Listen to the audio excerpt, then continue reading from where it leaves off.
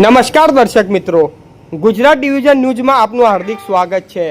સમાચાર આગામી હોળી તહેવાર નિમિત્તે દાહોદ જિલ્લાના વિશેષ વધુ બસો ફાળવવા જયેશ સંગઠનની મુખ્યમંત્રીને રજૂઆત।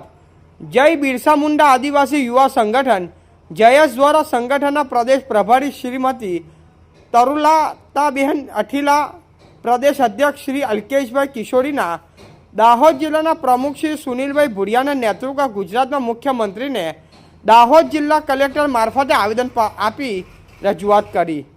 હોળીનો તહેવાર સમગ્ર દેશમાં ધામધૂમથી ઉજવાય છે, પણ વિશેષ રીતે હોળીના તહેવાર આદિવાસી સમાજ માટે આગવું મહત્વ ધરાવે છે। દાહોદ જિલ્લો આદિવાસી બાહુલ્ય ધરાવતો જિલ્લો છે અને દાહોદ જિલ્લાના આખા વર્ષની ફક્ત હોળીના 1 મહિના દરમિયાન લગ્ન અને વાસ્તુ જેવા શુભ પ્રસંગો કરતા હોય છે। દાહોદ જિલ્લામાં રોજગારીના અભાવે સમગ્ર ગુજરાતમાં ખૂને ખૂને કામ ધંધા રોજગાર અર્થે હોય છે। હોળીના તહેવારમાં પરત ઘરે ફરવા માટે ખૂબ જ આગવડતા પડે છે।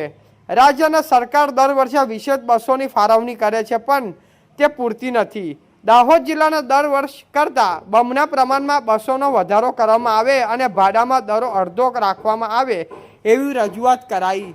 દાહોદ જિલ્લામાં દાહોદ, લીમખેડા, ઝાલોદ, સંજેલી, ફતેપુરા, ગરબડા જેવા બસ ડેપો તારીખ 28/2/2026 તારીખ 5/3/2026 સુધી સતત વધુ બસ વ્યવસ્થા ફાળવવામાં આવશે।